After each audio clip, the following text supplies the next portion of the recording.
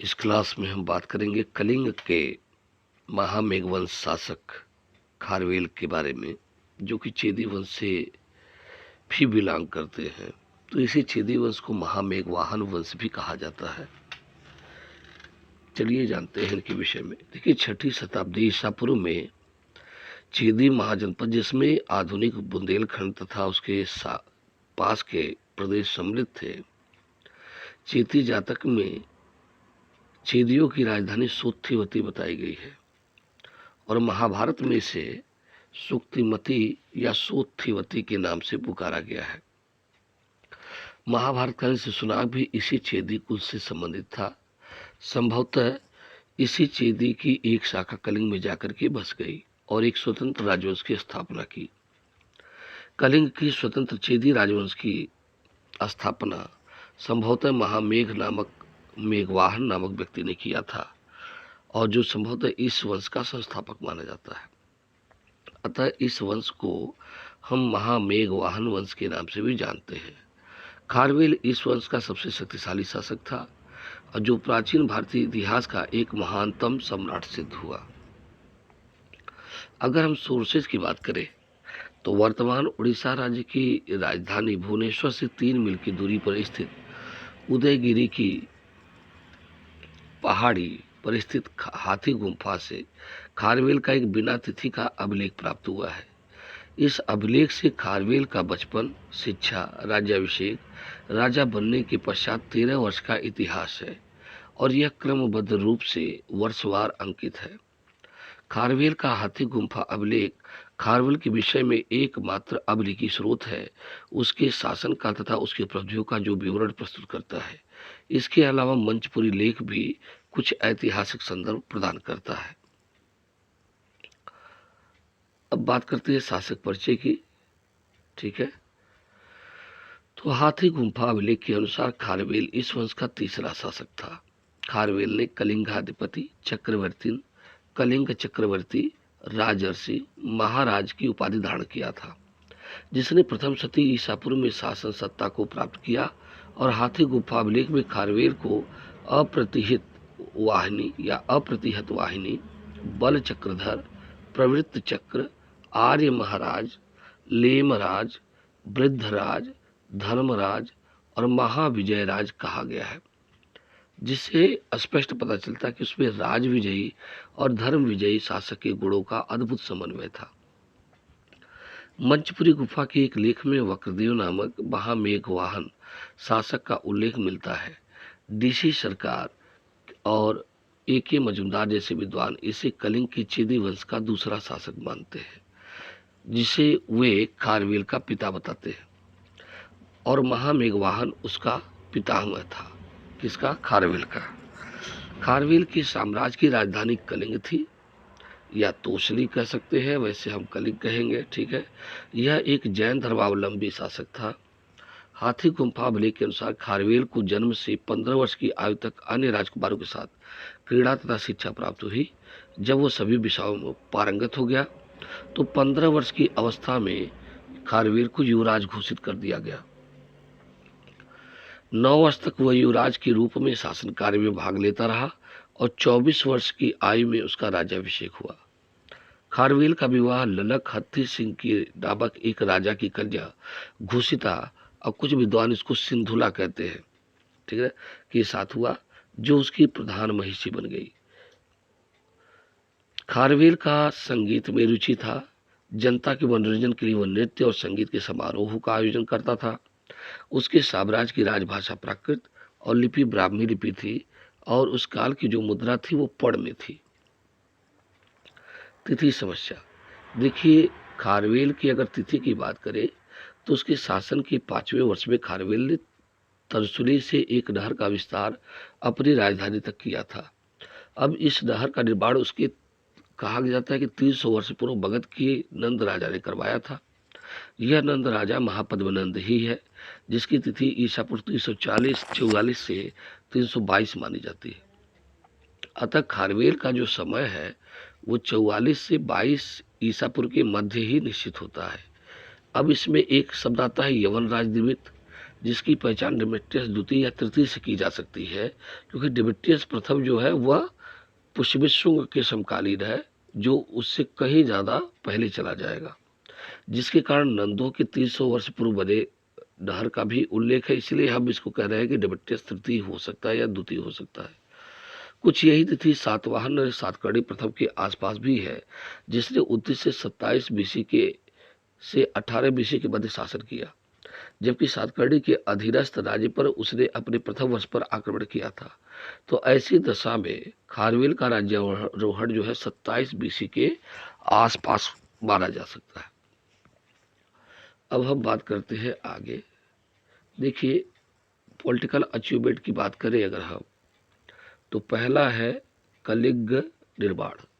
देखिए, शासक बनने के बाद प्रथम वर्ष उसने अपनी राजधानी कलिंग नगर में निर्माण कार्य पूरा करवाया, तूफान से ध्वस्त तोरण और प्राचीरों की मरम्मत कराई और शीतल जल से युक्त तालाबों का निर्माण कराया।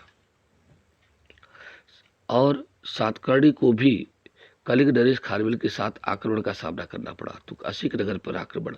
हाथी गुफा लेख से पता चलता है कि अपने राज्यारोहण के दूसरे वर्ष खारवेल ने सातकर्णी की परवाह न करते हुए पश्चिम की ओर अपनी सेना भेजी, और यह सेना कर्णवेड़ा यानी वीर गंगा नदी तक आई और असिक नगर में आतंक फैल गया। यह स्थान सातकर्णी के ही अधिकार में था और यहाँ की खुदाई से हाल में ही सातकर्णी का सिक्का मिला है, और ऐसा लगता है कि सातकर्णी ने खारवेल का प्रबल प्रतिरोध किया, जिसके फलस्वरूप कलिंग नरेश को वापस लौटना पड़ा। जो भी हो, असिक नगर का आक्रमण जो था वह कल खारवेल के लिए बड़ा ही उपयोगी सिद्ध हुआ। भोजकों और रटकों पर विजय। राज्याभिषेक के चौथे वर्ष खारवेल ने बरार के भोजकों और पूर्वी खानदेश और अहमदनगर के रटकों के विरुद्ध सैन्य अभियान किया, और ये सभी शासक परास्त हो गए या पराजित हो गए और उन्हें कर देने के लिए बाध्य हो गए। अगला हेडिंग है गोरखपुरी दुर्ग पर आक्रमण और डेमेट्रियस। अपने अभिषेक के 8वें वर्ष खारवेल ने उत्तर भारत में एक सैन्य अभियान किया था। खारवेल की सेना ने गोरखगिरी यानी बराबर पहाड़ियों को पार करके मार्ग में आने वाले दुर्गों को ध्वस्त किया, और यह आक्रमण इतना भयंकर था कि यवनराज निमित्त की सेना भयभीत और आतंकित हो गई और यवनराज भाग खड़ा हुआ। इस यवन शासक की पहचान सुनिश्चित नहीं है। स्टेनकोरो नामक विद्वान ने इसका तारतम्य डेमेट्रियस प्रथम या द्वितीय के साथ किया है, और 9वें वर्ष में खारवेल ने अपनी उत्तर भारत की विजय के उपलक्ष्य में प्राचीन नगर के दोनों किनारों पर महाविजय प्रसाद बनवाया। भारतवर्ष नामक क्षेत्र की विजय। देखिए, 10वें वर्ष में ऐसा उल्लेख मिलता है कि उसने भारतवर्ष पर आक्रमण किया था, जो कि गंगा घाटी के आसपास का कोई क्षेत्र था, परंतु कोई बड़ी सफलता उसे नहीं मिली। इस क्षेत्र की पहचान मेरठ जिले में स्थित जम्बू द्वीप के राज्य भारतवर्ष की जाती है, जो उत्तर वैदिक कालीन भरत और पुरुजन के वंशजों का साम्राज्य था। तो जब भरत और पुरुजन मिले थे तो हस्तिनापुर को केंद्र बना करके उन्होंने शासन सत्ता शुरुआत किया, और यह क्षेत्र जम्बू द्वीप या भारतवर्ष के नाम से जाना जाता है। पिथौरागढ़ और तमिल संघ की पराजय। देखिए, 11वें वर्ष में खारवेल ने दक्षिण भारत की ओर अभियान करने पर ध्यान दिया, और खारवेल की सेना ने पिथौरागढ़ यानी मद्रास के निकट, ठीक है ना, पिथौरागढ़ को ध्वस्त कर दिया या बर्बाद कर दिया, और आगे दक्षिण की ओर जाकर के तमिल संघ का विनाश किया। इससे अनुमान लगाया जा सकता है कि दक्षिण के राजाओं ने खारवेल का मुकाबला करने के लिए एक संघ का निर्माण किया था, और सुदूर दक्षिण की विजय करते हुए खारवेल ने पांड्य राज तक जा पहुंचा। अब देखते हैं मगध पर आक्रमण। देखिए, 12वें वर्ष में खारवेल ने 2 और अभियान किए, एक उत्तर भारत में, एक दक्षिण भारत में। तो सर्वप्रथम उसने उत्तर भारत का अभियान किया और वहां के शासक मगध नरेश बृहस्पतिमित्र को परास्त किया, और इस अभियान में खारवेल को अपार धन संपदा हाथ लगी, और जिन प्रतिमा यानी जैन प्रतिमा की मूर्ति जो है, जिसे 3 शताब्दी ईसा पूर्व नंद शासक द्वारा मगध ले जाया गया था, को लेकर के अपनी राजधानी वापस लौट आया। मदुरई के पांड्यों पर विजय। देखिए, इसी वर्ष उसने दक्षिण भारत में पांड्य राज पर जल और थल दोनों ओर से आक्रमण किया और पांड्य राज को परास्त कर दिया। पांड्य नरेश ने उसकी अधीनता स्वीकार की और उसके लिए मुक्तामणियों का हार उपहार दिया। और यह खारवेल का अंतिम सैन्य अभियान था। लेकिन यहाँ पर किसी शासक का उल्लेख नहीं मिलता और वह अपने अतुल संपत्ति लेकर के अपनी राजधानी वापस लौट आया। लोक कल्याणकारी शासक के रूप में खारवेल, देखिए, अपने शासन के 5वें वर्ष में तंसुली से एक नहर के जल को अपनी राजधानी ले गया। इस नहर का निर्माण 300 वर्ष पूर्व नंद राजन द्वारा किया गया था। 6वें वर्ष खारवेल ने अपनी प्रजा को सुखी करने के लिए 1 लाख मुद्रा व्यय की, नगर तथा गांवों को प्रजा से कर से मुक्त कर दिया। वह जनता के मनोरंजन के लिए समय समय पर नृत्य संगीत का समारोह का आयोजन करता था। अब बात करते हैं धार्मिक नीति की। तो खारवेल जैन धर्म का अनुयायी था, ठीक है ना, क्योंकि खारवेल की हाथी गुफा अभिलेख की शुरुआत ही नवो अरहत ताड़व से होता है। 4थे वर्ष विद्याधर नामक जैनियों की एक शाखा के निवास स्थान का उल्लेख हुआ, जहां बताया गया कि खारवेल ने वहां निवास किया था। अतः उसने जैन मुनियों को संरक्षण प्रदान किया, उनके निर्वाह के लिए भरपूर दान दिया, रहने के लिए सुविधायुक्त निवास बनवाए। और 13वें वर्ष खारवेल ने कुमारी पहाड़ी पर जैन बिच्छुओं के लिए निवास स्थान बनवाया था। तो जैन धर्म का अनुयायी होने के बावजूद भी वो धर्मश्रेष्ठ शासक था, क्योंकि उसने अनेकों हिंदू मंदिरों का जीर्णोद्धार कराया और ब्राह्मणों को दान आदि दिया था। निर्माण कार्य। अपने राज्याभिषेक के 13वें वर्ष भुवनेश्वर के पास उदयगिरी खंडगिरी की पहाड़ियों को कटवाकर जैन मुनियों के लिए निवास के लिए एक गुहा विहार बनवाया। उदयगिरी में 19 और खंडगिरी में 16 गुहा विहारों का निर्माण करवाया। उदयगिरी में रानी गुफा और खंडगिरी में अनंत गुफा की गुफाओं में उत्कृष्ट रिलीफ चित्रकला की दृष्टि से उच्च कोटि का है। इसके अलावा 38 लाख पौंड खर्च करके खारवेल ने उत्तर भारत की विजय के उपलक्ष्य में एक महाविजय प्रसाद बनवाया और तालाब, नहर और प्राचीर की मरम्मत के लिए उसने अनेकों महत्वपूर्ण निर्माण कार्य किए।